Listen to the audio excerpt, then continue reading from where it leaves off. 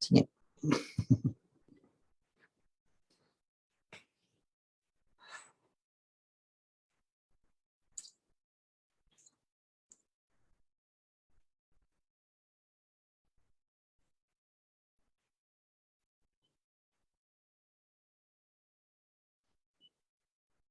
Facebook Fajar Sisters.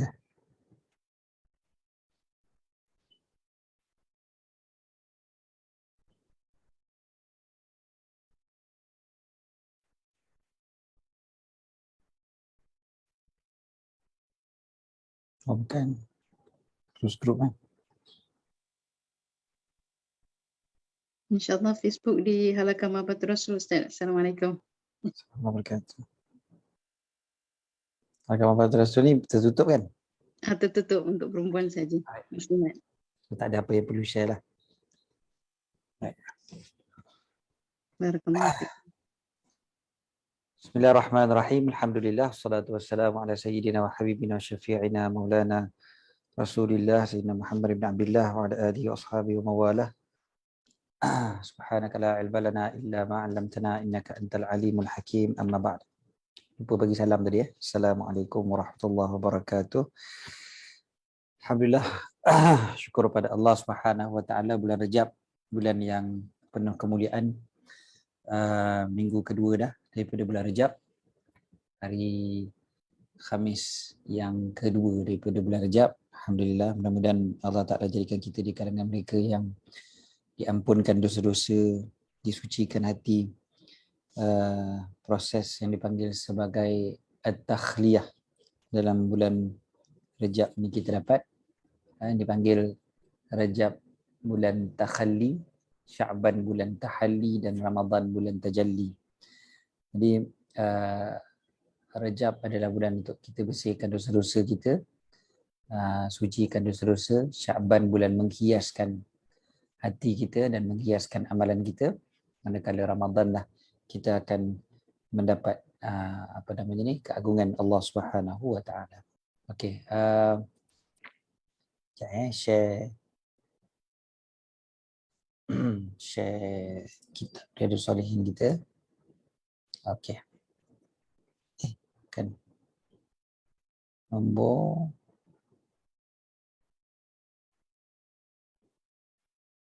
nombor 10 kan? Okey. Besar sikit.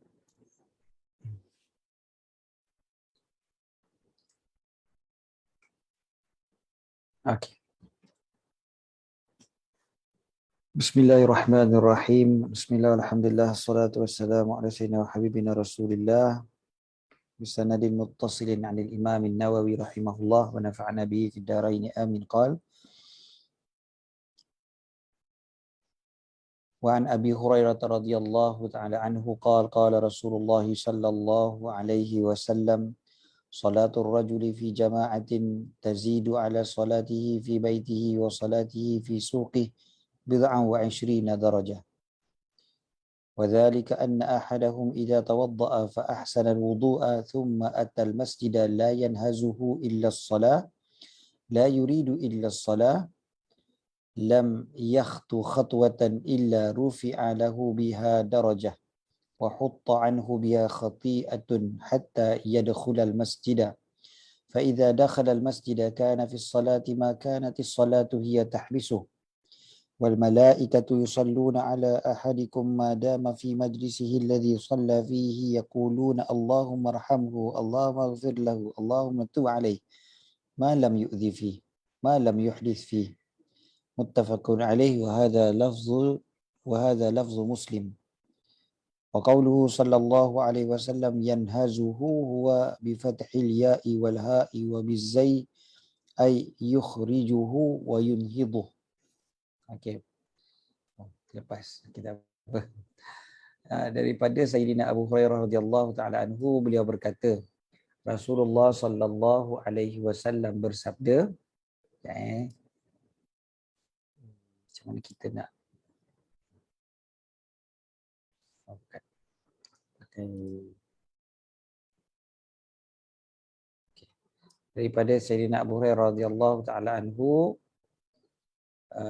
beliau berkata Rasulullah sallallahu alaihi wasallam bersabda, salatul rajuli fi jama'atin, salat seorang di dalam jemaah, tazidu, bertambah, tambah, ala salatihi, atas salatnya, fi baitihi, di rumahnya, wa salatihi fi suqih, dan salatnya di pasarnya, di pejabatnya dan sebagainya, bid'an wa 'ishrina darajah, beberapa dari 20 lebih darajah, 20 lebih darjat. Kan ada yang riwayat yang sebut 27, ada riwayat sebut 25, kan, tapi dekat sini digunakan perkataan bid'an wa 'ishrina darajah, 20 lebih. Kenapa kita guna perkataan lebih? Sebab perkataan bid'an ini bawah daripada 10. Bawah daripada 10. Biasanya disebutkan 3 sampai 9. Itu dipanggil bid'an. Bid'an. Nampak perkataannya kan? Okay, jadi kita kalau dalam bahasa Melayu, kalau kita sebut 24, 25, 26, tu pun kita sebut 20 lebih lah kan. Jadi terjemahan biasa kita gunakan perkataan 20 lebih lah, walaupun tak tepat lah sebenarnya. Nak tepat, nak sebut 23 hingga 29, penat pula nak bacanya. Jadi kita sebut gitulah. Dan ulama pun menyatakan maksud hadis ini pun maksudnya bukanlah terhad kepada nombor yang tertentu, tapi maksudnya banyaknya fadilat solat berjemaah berbanding dengan solat bersendirian. Macam itulah. Okay, kemudiannya Nabi SAW sambung pula antara hikmahnya kenapa yang sangatlah baik untuk solat berjemaah di masjid ni khususnya, wadzalika anna ahadahum idza tawaddaa, demikian itu bahawa seseorang daripada mereka apabila dia berwuduk, fa ahsanal wudu'a, lalu dia memperbaiki wuduknya, thumma atal masjidah, kemudian dia mendatangi masjid, la yanhazuhu illa salah, tidaklah menggerakkannya itu melainkan solat. La yuridu illa salah, dia tak nak melainkan solat. La yanhazuhu illa salah, kat bawah ada tulis perkataan yanhazuhu wa bi fathil ya'i wal ha'i wa bizai, maksudnya yukhrijuhu wa yunhiduh, mengeluarkan dia, membangkitkan dia, menggerakkan dia daripada rumah dia tu pergi ke masjid semata-mata untuk solat, tak ada sebab yang lain. Tak ada sebab lain melainkan untuk solat. La yanhazuhu illa salah, dia pergi masjid semata-mata kerana itu, bukan pergi masjid kerana nak jumpa orang kat masjid ke, bukan pergi masjid kerana nak nak buat urusan dengan pegawai masjid ke, tak. Tapi dia datang masjid betul-betul semata-mata kerana nak solat. La yanhazuhu illa salah, la yuridu illa salah, dia tidak hendak melainkan solat. Apa yang berlaku? Lam yakhtu khatwatan, tidaklah dia melangkah satu langkah, illa rufi'a lahu biha darajah, melainkan diangkat untuknya dengannya satu darjat. Dengannya kat sini ni maksud dia adalah, dan biha ni kembali kepada khatwah tadilah. Ni khatwah, maksudnya satu langkah. Jadi tidaklah dia melangkah satu langkah melainkan diangkat dengan untuknya dengannya. Lahu ni pula adalah untuk dia lah. Dia ni maknanya orang yang bergerak tadilah, orang yang datang ke masjid tadilah, orang yang pergi ke masjid tadi tu. Jadi diangkat untuknya untuk orang yang pergi ke masjid itu, biha, dengan satu langkah tadi tu. Setiap satu langkah itu akan dia mengangkat untuk dia satu darjat. Satu darjat. Wa hutta anhu biha, sekali lagi macam tu ya. Wa hutta, dihilangkan, dibersihkan daripada dia, dihapuskan daripadanya dengannya, dengan satu langkah tadi, khati'atun, satu kesalahan. Satu kesalahan. So maknanya setiap langkah angkat darjat, setiap langkah juga akan terhapuslah kesalahan. Sampai bila? Hatta yadkhulal masjidah, sampailah dia masuk masjid. Bila dia dah masuk masjid, fa idza dakhala al masjidah, bila dia dah masuk masjid, kana fi shalah, maka dia dapat pahala seperti mana dia menunaikan solat. Selama mana dia berada dalam masjid tu, selagi itulah dia berada dalam solat. Kana fi salati maka nanti salatu hiya tahbisuh, selagi mana solatlah yang menghalangnya, yang menahannya. Maksudnya dia tak keluar daripada masjid itu sebab dia nak solat. kan, ataupun baru lepas solat. Jadi maknanya sepanjang-panjang dia berada dalam masjid tu semata-mata kerana solat, maka pahalanya seperti mana dia berada dalam solat. Contoh datang masjid awal untuk tunggu imam takbiratul ihram tu, kita tunggu, kita datang awal dah, tunggu lama kan, barulah qamat, barulah imam angkat takbir. Selama mana solat yang menahan kita, maka selagi itulah kita mendapat pahala solat. Lamalah jadinya solat. Wal malaikatu yusalluna ala ahadikum, dan malaikat mendoakan ke atas seorang daripada kalian. Yusalluna kat sini maksudnya mendoakanlah bukan solat madama fi majlisih, selagi mana dia berada di dalam majlisnya, di tempat duduknya. Di majlis tu tempat duduklah. Allazi shalla fi, yang mana dia solat padanya. Dekat masjid itulah. Dan selagi mana kita duduk dekat situ, tak gerak-gerak ke tempat lain, selagi itulah malaikat mendoakan. Malaikat akan kata apa? Yaqulun, mereka berkata, Allahumma rahamhu, Allahumma ghfir lahu, Allahumma tub alaih. Ya Allah, rahmatilah dia. Ya Allah, ampunkanlah dia. Ya Allah, kurniakanlah taubat untuknya. Kan? Jadi malaikat mendoakan, ni 3 doa daripada malaikat bagi orang yang duduk dalam masjid. Sentiasa duduk dekat tempat solat. Allahumma rahamhu, Allahumma ghfir lahu, Allahumma tub alaih. Allahumma rahamhu, Allahumma ghfir lahu, Allahumma tub alaih. Malaikat terus berterusan mendoakan begini. Bukan sekali je. Sebab yusalluna ala ahdikum madama fi majlisih. Selagi mana dia duduk dekat situ. Selagi mana dia berada dekat tempat duduk dia tu, selagi itulah malaikat mendoakan. Jadi nak dapatkan doa para malaikat, kena duduk lama lagi lah. Jangan kelang kabut sangat nak keluar. Okey. Allahumma rahamhu, Allahumma ghfir lahu, Allahumma tub alaih. Okey. Ini doa para malaikat pada orang yang duduk di tempat solat dia tu. Malam yu'dhi fih, selagi mana tidak menyakitkan padanya. Malam yuhdis bihi, selagi mana tidak berhadas padanya. Maksudnya apa? Perkataan yu'dhi dan juga yuhdis dekat sini kan. Yuhdis ada pelbagai makna. Salah satunya berhadas, salah satunya adalah bercakap menyakitkan orang dan sebagainya, daripada kata malam yu'dhi fih itulah menyakitkan orang. Ataupun dikatakan juga berbual-bual, malam yuhdis fih, bersembang-sembang dan sebagainya, jual barang yang Nabi SAW larang. Tapi yang dimaksudkan dekat sini juga, kalau kita tengok kebanyakan syarah hadis mengatakan malam yu'dhi fi, malam yuhdis fi, maksudnya berhadas, tidak berhadas padanya, maksudnya tak buang angin. Dan ulama menyatakan malam yuhdis fihi itu kalau dimaksudkan dengan buang angin, maka termasuk jugalah menyakitkan. Sebab menyakitkan juga orang keliling kan, sakit hidung, dan kena tahan hidung bau orang yang duduk kat situ tu, lepas tu dia buang angin. Jadi termasuk jugalah yu'dhi fi. Tapi termasuk yu'dhi fi ni lebih luas lagi daripada tu. Contohnya bersembang-sembang kan, bersembang-sembang kuat-kuat sampai orang lain terganggu. Orang nak semayang pun terganggu, baca Quran pun terganggu, dia berbual punya kuat. Itu juga termasuk malam yu'dhi fi, yang dia menyakitkan orang. Tapi juga disebutkan habis itu kalau yuhdis itu bermaksud dengan buang angin ke apa ke, membatalkan wuduk, kalaupun tidak menyakitkan orang, yu'dhi fi ini lebih umum daripada tu, menyakitkan malaikat. Menyakitkan malaikat. Maknanya malaikat dia tengah kata apa, tengah syok tulis lah kiranya, tengah menulis, atau menulis, mendoakan kan, doakan sekali tiba-tiba kawan ni batal pula wuduk dia kan, terberhenti. Jadi itu pun dikira sebagai menyakitkan para malaikat. Maksudnya menyakitkan tu bukanlah sakit secara fizikal tapi maksudnya malaikat terpaksalah berhentilah daripada mendoakan dia. Allahumma rahamhu, Allahumma ghfir lahu, Allahumma tub alaih. Jadi pengajaran daripada hadis yang kita baca pagi ini jelas berkaitan dengan niat. Datang ke masjid tu betul-betul kerana nak solat, kerana Allah Subhanahu Wa Taala.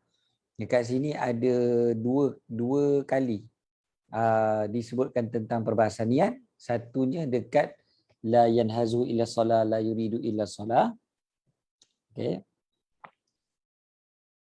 Ini satu tempat yang jelas kat sini menunjukkan tentang niat. La yanhazu ila solat, la yuridu ila solat. Dia datang masjid tu semata-mata memang kerana nak sembahyang. Jadi niatlah yang menentukan. Nak dapatkan pahala-pahala tadi tu, setiap langkah dapat pahala, dapat diangkat darjat tu kan. Dihapuskan dosa. So memang perlukan niat yang betul. Kalau niat salah, tak dapatlah benda ni. Okey, itu nombor satu.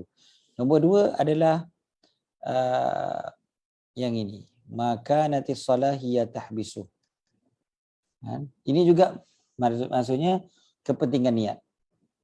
Selagi mana solat yang menghalang seseorang itu daripada keluar daripada masjid, maka selagi itulah malaikat akan mendoakan. Jadi kedua-dua perkara ni bergantung kepada niat. Maknanya kenapa dia berada dalam masjid? Sebab sebab kereta rosak contohnya kan. Jadi dia lama dalam masjid tu kerana kereta rosak, bukan kerana solat, bukan kerana nak solat. Contohnya lah kan. Jadi tak adalah dia dapat pahala tadi tu. Ataupun contoh lagi, dia lama tu dengan sebab hujan turun. Hujan turun dengan lebat. Dia nak keluar, naik motor nanti basah. Jadi yang menahan dia dalam masjid bukan solat. Yang menahan dia dalam masjid adalah hujan. Jadi tak dapatlah kelebihan seperti ini. Tapi dia ada satu lagi cara untuk dapat kelebihan macam tu yang tidak bergantung kepada niat, iaitu duduk dalam majlis zikir. Duduk dalam majlis zikir ni, dia walaupun niatnya tak ada berkaitan dengan zikrullah pun dapat kelebihan. Dia dalam hadis yang lain pula yang tu kan, yang malaikat pusing-pusing cari orang yang sedang berzikir, duduk-duduk dalam majlis zikir tu kan. Kan malaikat report di kalangan diorang ni ada yang malaysa minhum, bukan di kalangan mereka yang berzikir pun sebenarnya. Ada dalam satu riwayat lagi, di kalangan diorang ni ada yang duduk-duduk ni sebab ada hajat lain, kan? Ada keperluan lain. Jadi duduk tu maknanya bukanlah dengan niat nak mengingati Allah, tetapi semua tu dia pun dapat juga keampunan daripada Allah. Dengan rahmat Allah Ta'ala, kasih sayang Allah Ta'ala, Allah ampunkan juga dosa dia. Sebab apa? Sebab dia duduk bersama dengan orang-orang yang baik. Dia duduk dengan orang yang mengasihi Allah Subhanahu Wa Taala. Okey, so yang itu hadis tu dia dalam konteks yang berbeza sikit lah. Yang tu lebih kepada duduk dalam majlis zikir. Yang hadis yang kita bincang sekarang ni, dia tak bincang tentang majlis ataupun halaqah pun. Hatta kalau duduk seorang-seorang dalam masjid sekalipun, tahan diri dia untuk keluar sebab dia nak solat lagi, maka selama mana dia duduk tu kerana nak solat tu, maka dia dapatlah doa keampunan daripada para malaikat. Doa keampunan tu kan. Okey, jadi contoh lagi pada bulan Ramadan kan, kita tunggu tarawih kan, tunggu sampai habis tarawih. Kenapa kita tunggu sampai habis? Tu kenapa lagi lama aku duduk kat sini, lagi itulah malaikat mendoakan aku. Kan jadi lamalah duduk lama sebab menanti solat lagi kan. Jadi memang yang menghalang dia daripada keluar adalah solat. Itu jugalah ulama mensyarahkan hadis ini menyebutkan tentang doa-doa lepas solat. Salah satu daripada sebab doa lepas solat adalah doa yang makbul adalah kerana waktu tu para malaikat sedang mendoakan kita, doakan keampunan kita, dan doakan supaya kita dirahmati. Salah satu daripada rahmat Allah adalah doa yang mustajab. Jadi dia duduk lepas solat, jangan bangun cepat-cepat, kelang kabut nak bangun. Tahan duduk lama. Doa lagi ataupun zikir, wirid semua tu. Sebenarnya bila kita zikir wirid lepas solat, salah satu kelebihan dia inilah, malaikat sentiasa mendoakan kita. Sebab kita punya perbuatan tu kita tak bangun tu, sebenarnya kenapa tak bangun? Sebab solat kita tadi tu lah. Solat kita tu adalah yang menghalang kita daripada bangun sebenarnya, sebab lepas daripada solat kita nak berzikir. Jadi yang menghalang kita daripada bangun tetap solat. Bukan kita saja-saja je datang je tunggu duduk, tak. Memang sebab solat. Sama ada kerana menanti solat yang akan berlaku lepas daripada itu, ataupun solat yang sebelumnya. Selepas daripada solat kita duduk lagi. Kita duduk tu sebab apa? Kita zikir yang kita baca selepas solat. Baca subhanallah 33 kali, alhamdulillah 33 kali, Allahu akbar 33 kali. Kita baca tu sebab solat. Jadi still maknanya kita stay tu adalah dengan sebab solat. Jadi dua perkara ni Dua-dua bergantung kepada niat. Jadi kalau niat yang betul, tujuan yang betul, maka dapatlah kelebihan-kelebihan tadi. Karena memang malaikat memang suka mendoakan. Kan? Malaikat memang suka doakan kepada orang yang solat, bahkan kepada orang yang beriman secara keseluruhannya dalam surah Ghafir ayat yang ke-7. Alladzina yahmiluna al-arsya wa man hawlahu yusabbihuna bihamdi rabbihim wa yu'minuna bihi wa yastaghfiruna lilladzina amanu. Salah satu daripada sifat para malaikat disebutkan dalam surah Ghafir adalah bertasbih memuji Tuhan, beriman dengan Allah dan minta ampun untuk orang yang beriman. Subhanallah. Allah Ta'ala jadikan para malaikat yang sentiasa taat pada Allah SWT salah satu daripada kerja mereka, walaupun kerja mereka kerja yang besar, kan, malaikat yang ini yang kita masukkan ke sini adalah malaikat hamalatul arsh, kan, malaikat yang memang